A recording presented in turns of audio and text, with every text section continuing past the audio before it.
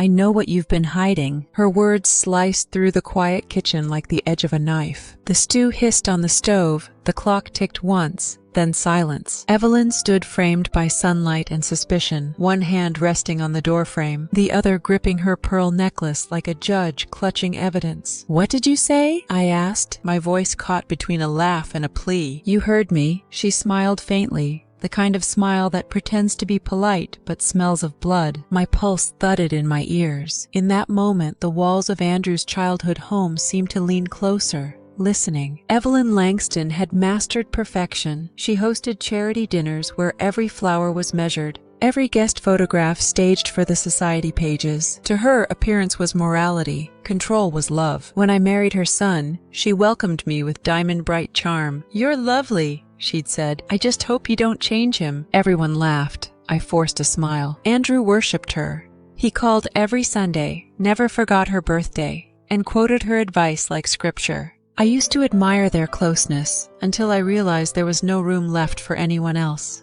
Still, I tried. For years I set perfect tables, wore dresses she approved of, sent her thank you cards for her criticism. But beneath the politeness, I guarded one small, stubborn piece of myself. Before Andrew, before the marriage, I lived for color and silence, the smell of oil paint, the scrape of charcoal, the language of shapes that didn't need permission. After the wedding, Evelyn called it a cute hobby. She said real wives didn't waste afternoons smearing emotions on canvas. So I built a second life, a studio downtown, a locked room at home, and a pseudonym, Mara L. Under that name, I sold paintings and displayed emotion Evelyn would never allow me to show. I wasn't hiding crime, I was protecting identity. But now, standing in the kitchen with her eyes dissecting me, I knew that identity had been discovered. Looking back, the warning signs were there. The sudden unannounced visits. I was just in the neighborhood. The subtle comments. "Smells like turpentine in here, dear. Redecorating?" Once she found a fleck of cobalt blue under my fingernail. "Such a messy color," she'd said lightly, "hard to wash off." She meant more than paint. Each time I brushed it off. Each time she smiled that knowing smile. At Sunday dinner, her questions turned surgical. "So, Maya," she began, carving roast beef with slow precision, "how's your part-time work these days?" Andrew looked up. "Part-time? Mom, Maya works full-time with me on the consulting projects." "Oh, of course," she said sweetly. "I must have misunderstood. I could have sworn she was still playing with those paints." Forks paused mid-air. Heat crawled up my neck. I muttered, "Just a little something I do to relax." She nodded. Relaxation is important, though too much of it can look like deception. The rest of the meal tasted like ash. 2 days later, I came home early, groceries in hand, humming to drown out dread. The house was quiet, too quiet. Then, soft footsteps upstairs, a drawer sliding open. I crept toward my studio door. It was half open. Evelyn stood inside, sunlight spilling over her as she examined a canvas, the one I'd finished the night before. Her manicured fingers brushed the corner where I'd signed Mara L. She turned slowly, eyes gleaming with victory. "You should have told us," she murmured. "All these paintings, sold under a false name? My dear, what would Andrew think?" My throat tightened. "You went through my private room." "I went through my son's house," she corrected, "and found something he deserves to know." She stepped closer, lowering her voice. "Secrets rot marriages, Maya. If you won't tell him, I will." Her perfume, jasmine and judgment filled the air between us. When she left, her heels echoed down the hallway like a countdown, and as the door clicked shut, I pressed my hand against the half-finished painting, smearing color across the surface. For the first time, the paint didn't calm me. It felt like blood. Sleep didn't come. Every shadow on the ceiling looked like Evelyn's silhouette. Every creak of the floorboard sounded like her footsteps creeping back. Her words looped in my head. "If you won't tell him, I will." By dawn, I'd convinced myself she was bluffing. She liked control, not chaos. Surely she wouldn't risk her image. But Evelyn didn't bluff, she calculated. The next morning, she appeared at our door with a pastry box and her best imitation of warmth. "Surprise!" she sang. "I thought I'd treat my 2 favorite people." Andrew beamed. I forced a smile. Over coffee, she leaned back, studying me the way critics study art. "So, Andrew," she said, slicing a croissant, "did you know your wife has been working on a new series? Such emotion in those brushstrokes." My spoon clattered. Andrew looked puzzled. Mom, Maya hasn't painted in months. Oh? She widened her eyes, feigning innocence. Perhaps she's been more inspired than you realize. I felt the blood leave my face. After she left, Andrew turned to me. What did she mean, a series? Probably one of her misunderstandings, I said quickly. You know how she twists things. He nodded, but the seed was planted. I could see it sprouting behind his eyes. That night he was quieter than usual, scrolling through his phone instead of talking. Each tap of his thumb sounded like a question he was too polite to ask. 3 days later, the leak began. At the cafe near my studio, the barista smiled nervously. I saw your painting online, Maya. You're incredible. I had no idea you were that artist. My stomach dropped. What painting? She turned her tablet to show me an article. The hidden wife behind the canvas, Mara L. revealed. My picture, taken from my private page, was right there beside my work. The caption read, "Local businessman's wife secretly leads a double life as anonymous artist."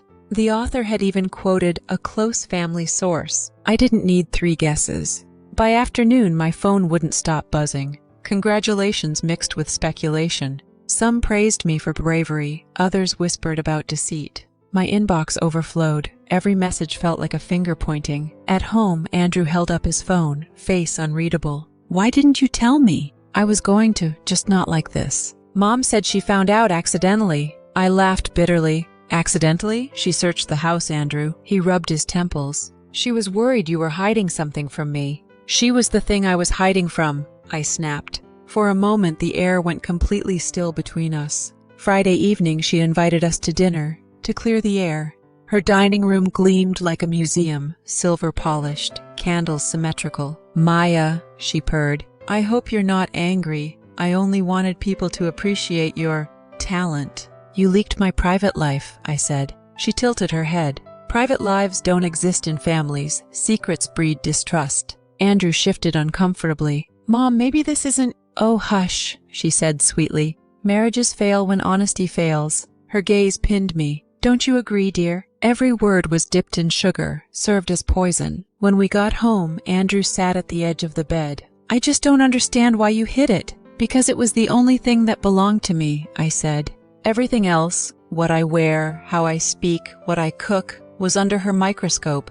My art was freedom. He looked torn, guilt flickering behind his confusion. I love you, Maya, but she's my mother. And I'm your wife, I whispered. Choose which truth matters more. He didn't answer.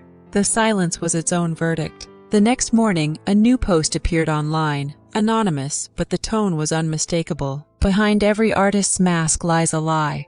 Ask her husband what else she hides. Hundreds of comments followed within hours. I stared at the screen, heart-pounding, realization sinking in. Evelyn wasn't done. She had only begun to peel away the layers. And this time, she wasn't just exposing my art. She was coming for my marriage. By Monday morning, whispers followed me everywhere. At work, colleagues exchanged glances. In the grocery store, someone actually asked for a selfie. Every ping of my phone felt like another judgment. Andrew avoided me, throwing himself into overtime and pretending not to read the online threads. Each night he came home a little later, carrying silence like luggage he refused to unpack. I wanted to scream, she's behind this, but what proof did I have? Evelyn's fingerprints were invisible, just polished words whispered to the right ears. On Wednesday she appeared at my door again, uninvited, holding lilies like condolences. Her smile was soft, rehearsed, and dripping with false sympathy. I thought you could use some cheer, she said.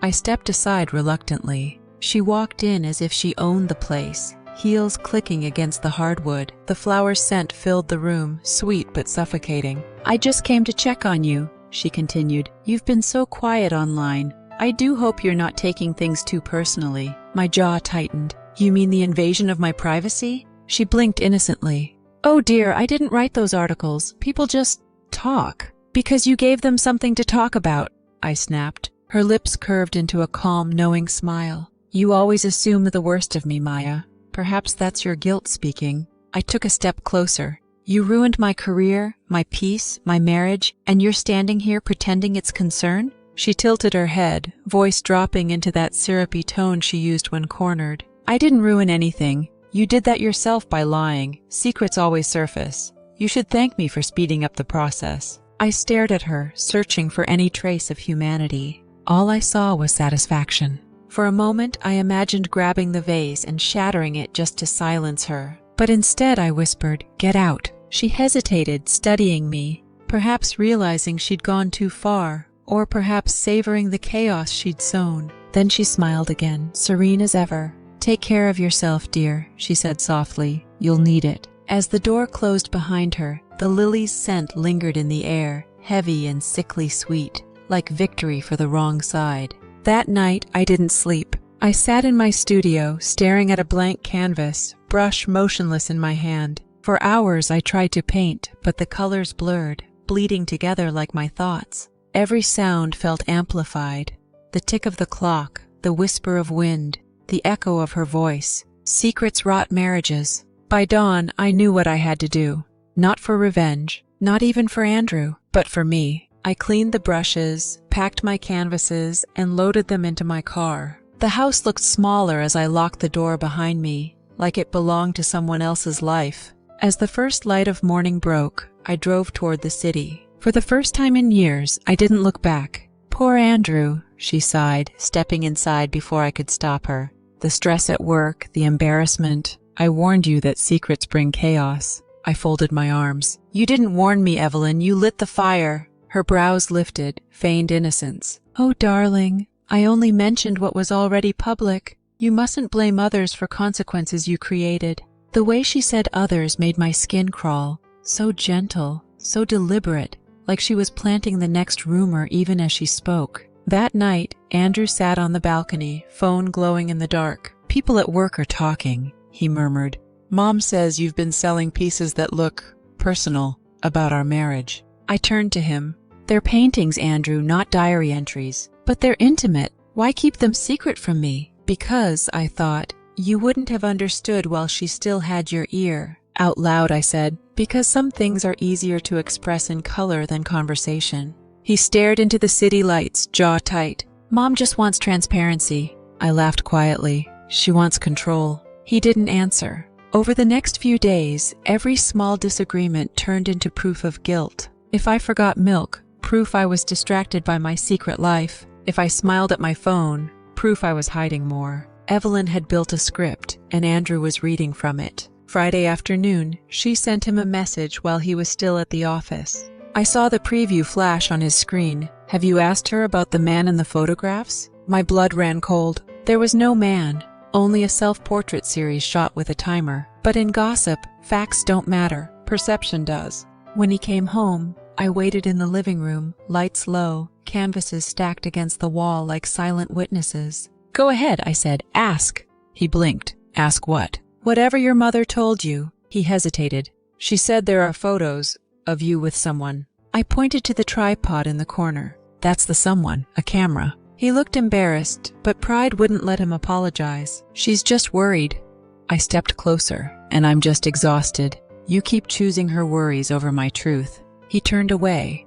Maybe if you'd been honest from the start, that sentence sliced deeper than any rumor. After he went to bed, I sat alone among the canvases. They stared back. Faces, colors, emotions I'd painted when I still believed truth could live quietly. But Evelyn had taught me something. Silence is a weapon you hand to someone else. If she wanted transparency, I'd give it to her. Blinding, undeniable, public.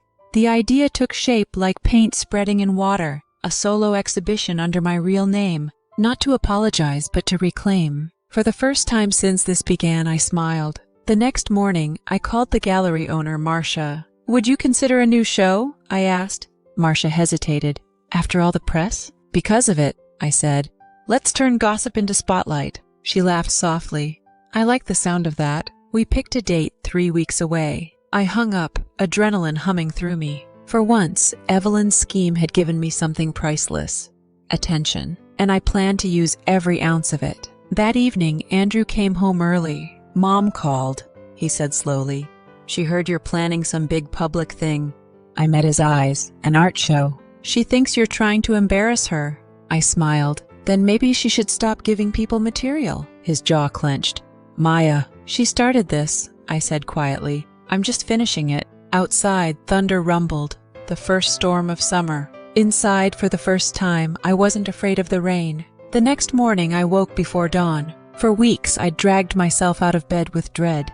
Now I woke with purpose. My studio smelled of turpentine and rain. Light spilled through the windows, touching every unfinished canvas like an invitation. I worked for hours, brushstrokes thick with anger, then softer with acceptance. Each piece told a chapter: exposure, silence, rebirth. By the time the sun was high, the room looked like a battlefield that had bloomed. Marcia from the gallery called.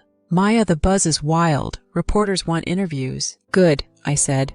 "Let them see me clearly this time." That evening, Evelyn texted again. "Cancel the show before you embarrass yourself. People will laugh at you, not with you." I stared at the message, thumb hovering, then typed back, "If honesty embarrasses anyone, it won't be me." No reply. A few minutes later, Andrew came home, expression tight. "Mom's furious. She says the family name is on the line." I met his eyes. "Her name isn't on the invitation." He sighed. "You're enjoying this. I'm reclaiming what's mine." The gallery was alive with sound. Camera shutters, champagne glasses, murmurs of curiosity. My name, Maya Langston, hung in silver letters across the entrance. No aliases, no secrets. Reporters circled. "Is it true your mother-in-law exposed you?" one asked. "Yes," I said, smiling. "And I'm grateful, because exposure grows light and light grows art." The crowd applauded. Somewhere in the back, I saw a familiar figure, Evelyn, watching, jaw tight. When Marcia stepped up to the microphone, she spoke loud enough for everyone to hear. "This show isn't about scandal. It's about truth, about a woman who turned betrayal into beauty." Applause filled the room. Evelyn shifted uncomfortably, pretending to check her phone. I stepped forward. "For months, someone tried to make me ashamed of what I love. Tonight proves that shame only has power if we hide." Flashbulbs popped. My voice shook, but I didn't stop. "I'm not hiding anymore." People cheered. Cameras rolled. The story Evelyn thought would ruin me had become my resurrection. Later, when the crowd thinned, Evelyn approached. Her perfume arrived before her words. "You turned a private matter into a spectacle," she hissed. "You turned it into a scandal first," I replied. "I just painted the ending." Her eyes narrowed. "You've made a fool of yourself." I looked around. Guests laughing, journalists shaking my hand. "Doesn't look that way to me." She pressed her lips together, retreating through the crowd. For the first time, she didn't look composed. She looked small. That night, Andrew was quiet, thoughtful. He poured 2 glasses of wine and finally said, "You were incredible. I didn't expect." "Strength?" I offered. He half smiled. "Maybe I never gave you credit." I shrugged. "You don't have to pick sides anymore. Just see clearly." He nodded slowly. "I am." For the first time, I believed him. Within days, the media's tone changed completely. Headlines that once questioned my secrecy now called me the woman who turned betrayal into art. Meanwhile, society pages whispered about Evelyn. Sources claim Mrs. Langston leaked her daughter-in-law's identity out of jealousy. Charity sponsors withdrew. Invitations stopped arriving. Her empire of appearances began to crumble under the same spotlight she'd aimed at me. Karma, I realized, doesn't always roar. Sometimes it just mirrors. 3 nights later, my phone rang. "Evelyn." Her voice was calm, too calm. "Enjoy your moment, Maya, but remember, spotlights burn." I smiled into the receiver. "Then I'll learn to live in the heat." She exhaled, a sound somewhere between admiration and hate. "We'll see." When the call ended, I stood by the window, city lights flickering like 1,000 tiny stages. For the first time, the fear was gone. Only anticipation remained, because deep down I knew her downfall hadn't even started yet. It started with a vibration on the nightstand at 2 a.m. "You think this is over, but it isn't." No name, but I didn't need one. The phrasing, the punctuation, even the timing. It was pure Evelyn. I set the phone down. Once those words would have made my pulse race. Now they just made me sigh. People only threaten when they're losing control. The next week, every major blog carried photos from my show. Critics used words like raw, honest, liberating. The gossip Evelyn had planted began to curl back toward her like smoke. "Did you hear she leaked everything herself?" Imagine humiliating your own daughter-in-law for attention. Her friends, women who once hung on her every word, started declining her invitations. A board member quietly asked her to step down for the good of the foundation. I didn't need to lift a finger. The universe was editing her story for me. One evening, Andrew came home carrying 2 coffees. "Mom canceled her charity brunch," he said. "She said people were whispering." I looked up from my canvas. "About what?" He hesitated. "About how she treated you." I wiped my hands on a rag. "People finally noticed?" He gave a tired half laugh. "Maybe they noticed you first." Something in his tone had softened. The blind loyalty was gone. In its place was a quiet understanding I'd waited months to hear. 2 days later she rang, voice thin. "Maya, I need to speak with you." "About what?" "The press. They're twisting everything. You have influence now. Maybe you could correct the record?" The irony almost made me laugh. "I can't control what people believe," I said evenly. "Isn't that what you told me once?" She exhaled shakily. "You're enjoying this?" "No," I said. "I'm just done hiding." Before she could answer, I ended the call. That weekend, a journalist reached out, off the record. "I'm digging into financial inconsistencies in Evelyn Langston's charity," she said. "Misfiled donations, questionable invoices. Did you ever handle any paperwork for her?" My chest tightened.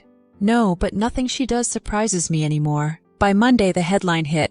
"Charity icon under investigation for misused funds." Her portrait was everywhere. The same smile she'd used to look superior now frozen above paragraphs of speculation.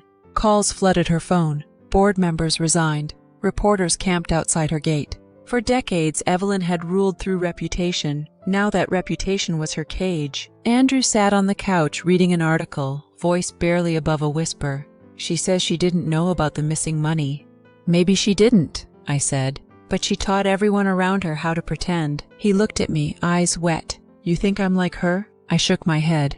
"I think you were raised to believe silence keeps peace. It doesn't." He nodded slowly. "Then no more silence." A week later, she showed up at my studio door, unannounced but visibly shaken. No pearls, no perfection. Just a wrinkled coat and eyes rimmed red. "Everyone's turned on me," she said. "I lost the board, the donors, even Andrew won't return my calls." I set down my brush. "I'm sorry it hurts." She stepped closer. "You must have told them something." I met her gaze. "I didn't need to. Truth travels faster than gossip." Her shoulders sagged. For the first time she looked human, fragile even. As she left, she paused at the door. "You've won," she said quietly. "Are you satisfied?" I didn't answer right away. Winning wasn't the word. It felt more like release. "I just stopped playing your game," I said finally. She nodded once and walked away, each step slower than the last. I watched her disappear into the streetlight, realizing the war she'd started was finally ending, but not in triumph, in truth. The next morning, news anchors spoke her name like a cautionary tale. Philanthropist Evelyn Langston under formal audit for financial mismanagement. Images rolled across every screen. Her charity gala photos, her mansion gates, the police car parked outside. Andrew switched off the TV. "She says it's a misunderstanding." I poured coffee. "Maybe it is, but reputations built on fear collapse fast." He rubbed his face. "She's calling nonstop." "Then maybe it's time she listens instead," I said. He didn't argue. 2 evenings later she appeared again, drenched from unexpected rain. No umbrella, no jewelry, just exhaustion. "I've lost everything," she whispered. "The board froze my accounts. Reporters camp outside. I can't even go to the market without whispers." I handed her a towel. "Sit down." She sank onto a stool, staring at my paintings on the wall, vivid, defiant. "You kept painting through all of it." "It's what kept me breathing," I said. Tears filled her eyes. "I didn't mean to destroy you. I just couldn't stand being invisible." I took a slow breath. "Evelyn, control isn't love. It's fear dressed in pearls." For a moment she said nothing. Then quietly, "Maybe I never knew the difference." Andrew came home mid-conversation. He stopped short, seeing her there. "Mom!" She looked up. "I'm sorry, Andrew." He hesitated, the years of loyalty flickering in his eyes. "Sorry for what exactly?" "For everything," she whispered. "For hurting her, for using you." The words trembled but landed heavy. He nodded once, then turned to me. "Do you want her to stay?" I shook my head gently. "She needs rest, not permission." Evelyn stood, wiping her cheeks. "You're stronger than I ever gave you credit for, Maya." "That's what happens when people try to break you," I said softly. "You find your real shape." She left soon after, moving to a small house outside the city. The press found new scandals. The noise faded. Andrew and I didn't rush anything. We rebuilt slowly. Coffee together, quiet dinners, separate peace. Some days felt like before, others didn't. But honesty replaced the fear that used to fill our home. And me? I kept painting. My next show was titled Light After. Crowds came again, but this time they came for understanding, not curiosity. During one interview, a reporter asked, "Would you ever forgive your mother-in-law?" I smiled. Forgiveness isn't a gift you give someone else. It's what you give yourself when you stop needing revenge. Months later, an envelope arrived in elegant handwriting. "Maya, I saw your new exhibition. It's beautiful. I realized I was jealous of your courage. You painted what I never dared to feel. Thank you for showing me what freedom looks like. Evelyn." I read it twice, then tucked it between two canvases. Proof that even broken things can speak truth when they finally go quiet. Sometimes I think about the night she said, "I know what you've been hiding." Back then, I thought she meant my art, but she was really uncovering something else, my strength. She exposed my secret life, yes, but in doing so, she forced me to live it openly, without apology. Maybe that's the strange gift of betrayal. It removes the walls you didn't realize you'd built. I don't paint in hiding anymore. I don't live in fear of being seen. When people ask what happened to Evelyn Langston, I just say, she taught me how to stop pretending. And to you watching this, I'll ask, if someone tried to expose your secret, not to protect you, but to control you, would you fight back? Or would you let the truth stand on its own and outshine the lies? Tell me in the comments. I want to know how you'd handle it. Because sometimes the most powerful revenge isn't anger, it's authenticity.